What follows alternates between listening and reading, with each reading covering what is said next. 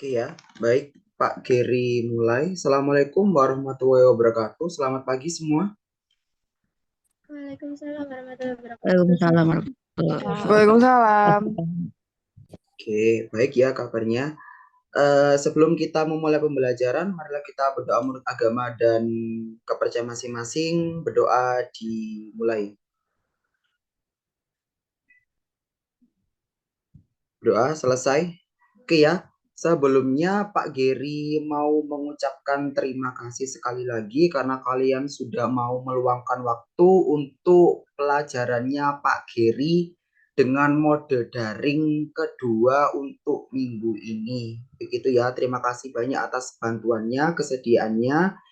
Karena bagaimanapun juga ini juga merupakan bagian dari tugas PPL-nya Pak Giri seperti itu. Nah, Pak Giri memang tahu kalian kan libur ya hari ini ya seminggu ini. Tapi Pak Giri juga sangat mengapresiasi ya karena kalian sudah mau tetap belajar walaupun sedang libur begitu ya. Oke, sebelumnya Pak Geri izin untuk melihat daftar hadirnya dulu ya. Ini langsung tak capture aja.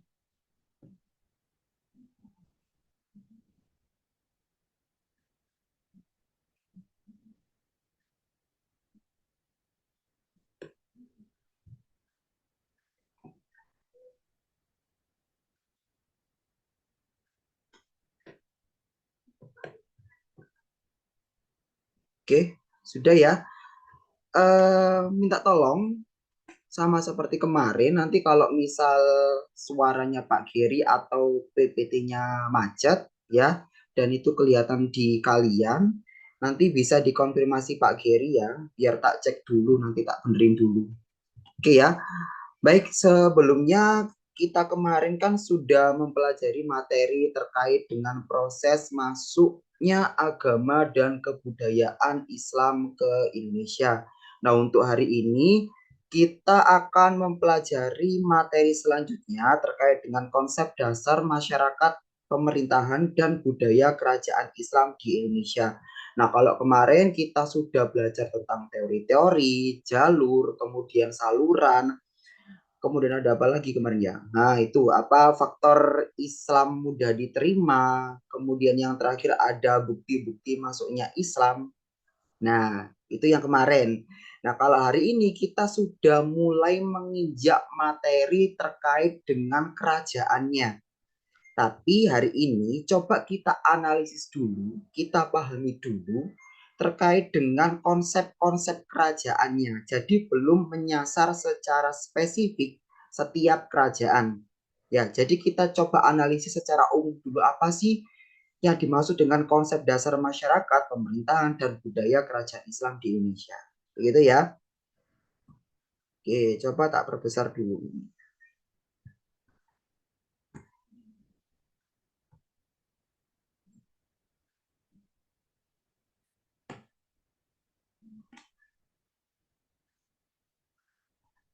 Kok ngadot lagi nih. Nah, oke. Untuk capaian pembelajarannya, di sini ada menganalisis serta mengevaluasi konsep kerajaan Islam di Indonesia ya, sama seperti kemarin. Tujuan pembelajarannya, peserta didik dapat menganalisis konsep dasar masyarakat kerajaan Islam, kemudian menelaah konsep dasar pemerintahan kerajaan Islam, dan menganalisis konsep dasar budaya kerajaan Islam di Indonesia. Nah, kemudian untuk detail materinya sama seperti atau sesuai dengan tujuan pembelajaran tadi, yaitu ada konsep dasar masyarakat, pemerintahan, dan budaya kerajaan Islam. Nah, model pembelajarannya akan Pak Geri buat listening team ya. Jadi akan ada pembagian kelompok nanti ya. Ada kelompok penanya, pendukung, kemudian ada kelompok penentang dan penarik kesimpulan. Nah, kompetensi 4C-nya seperti biasa ada critical thinking, communication, collaboration, dan creativity. Pertanyaan pemantik, ayo coba dijawab. Apa yang kamu ketahui tentang kerajaan Islam di Indonesia? Ayo, ada yang bisa jawab?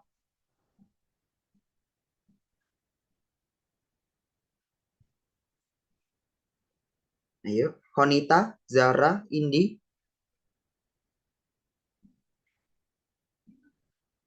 Gimana? Destiara, Nanda, dan yang lain? Silakan. Kerajaan yang adanya setelah kerajaan Hindu-Buddha. Nah, bagus Nabila. Ya, oke. Jadi Nabila menjawab kerajaan Islam itu adalah kerajaan yang ada setelah kerajaan Hindu-Buddha. Betul sekali. Tidak. Oke, yang pertama adalah konsep dasar masyarakat kerajaan Islam. Nah, di sini dikatakan bahwa secara umum konsep masyarakat adalah sekelompok manusia yang hidup dalam suatu wilayah tertentu dan diikat oleh rasa persaudaraan atau solidaritas. Nah, masyarakat juga berkaitan dengan segala bentuk sistem atau tatanannya. Nah, ini kurang lebih kemarin juga sudah Pak Geri sajikan ya ketika kita membahas tentang kerajaan Kalingga dan Kanjuruhan. Nah, ini bedanya yang kerajaan Islam. Nah, di sini dikatakan bahwa dalam kerajaan Islam sendiri tidak dikenal adanya sistem kasta atau pembagian golongan masyarakat berdasarkan status sosial sebagaimana dalam kerajaan Hindu.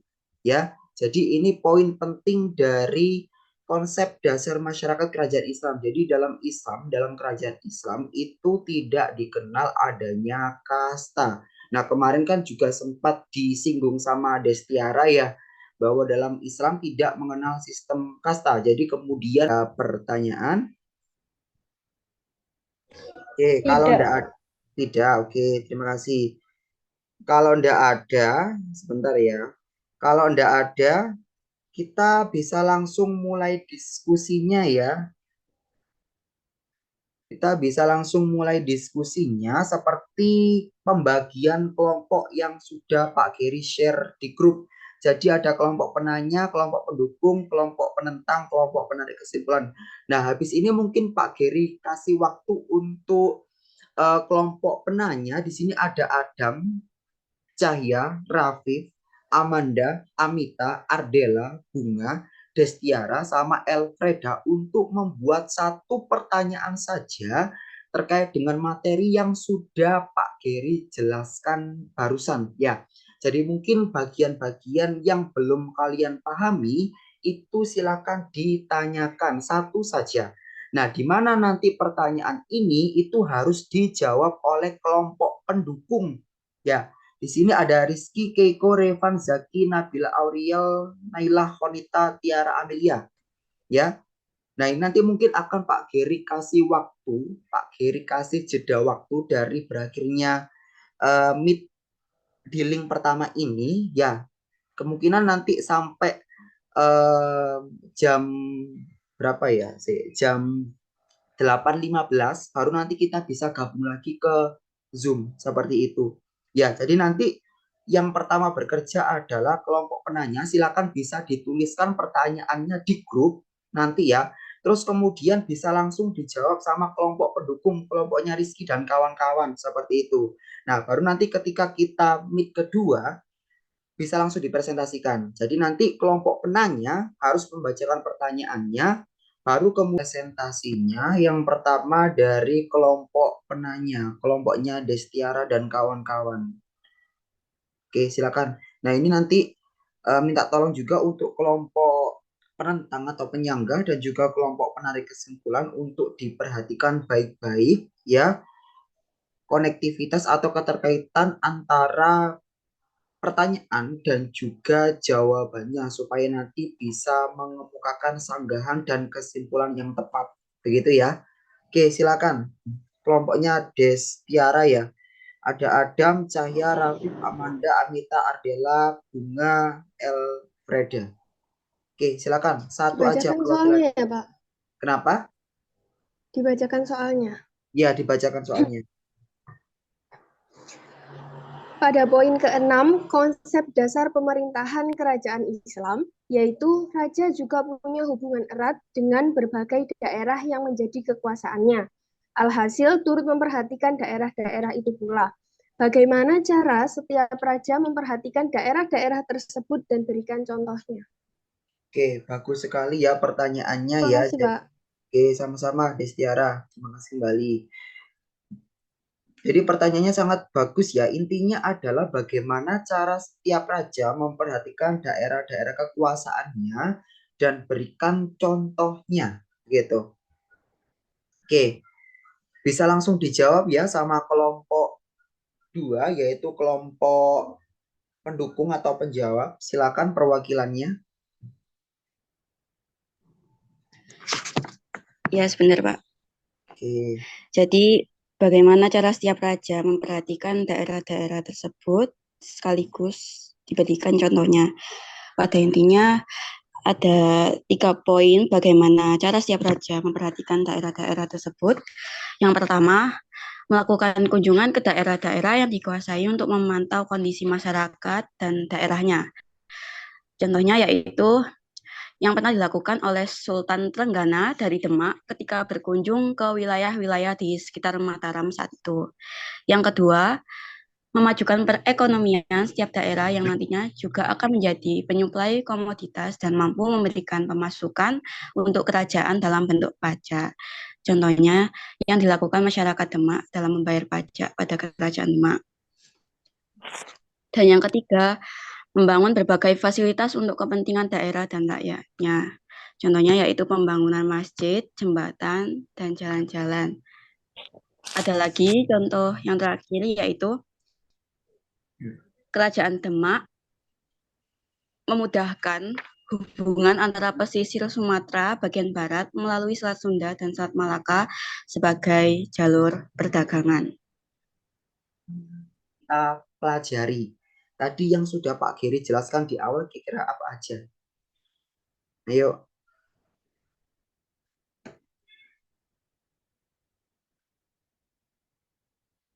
Ayo. Kalau siapa yang mau? Konita? Benar, Pak. Oke. Jadi dari penjelasan Bapak yang Zoom pertama, kita dapat mengetahui bahwa raja-raja kerajaan Islam ini dibantu oleh para menteri dalam memerintah. Yang kedua, tata kerajaan dalam Islam tidak adanya raja wanita. Yang ketiga, raja di kerajaan Islam mempunyai hubungan erat di berbagai daerah. Dan di kerajaan Islam, si rajanya ini tidak dianggap sebagai penjelmaan dewa di dunia seperti kerajaan Hindu dan Buddha. Terus yang Lalu konsep konsep dasar budaya ini adalah segala sesuatu yang diciptakan oleh manusia untuk memenuhi kebutuhannya. Dan di sini ada 7 unsur universal yang dikemukakan oleh Konjaningrat, yaitu yang pertama teknologi, ekonomi, pengetahuan, masyarakat, agama, bahasa, dan kesenian. Lalu di sini ada wujud budaya di kerajaan Islam dibedakan menjadi 2, yaitu bendawi atau non-bendawi.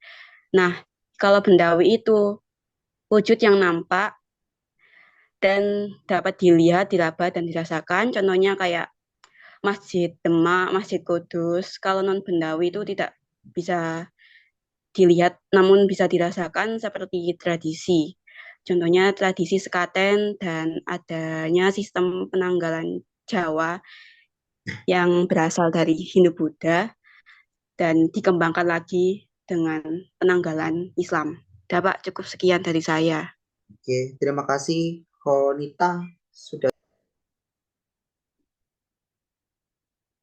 Halo, ada pertanyaan? Nggak ada, Pak. Nggak ada. Tidak ada, Ya. Pak. Oke, kalau nggak Tidak ada, ada. oke, terima kasih. Oke, mungkin kalau nggak ada pertanyaan, oh ya, jadi kita kurang satu pertemuan lagi ya, itu di tanggal 12 April ya, nanti itu yang terakhir dari Pak Geri. Setelah itu untuk pelajaran sejarah akan dihandle kembali oleh Bu Dery, gitu ya.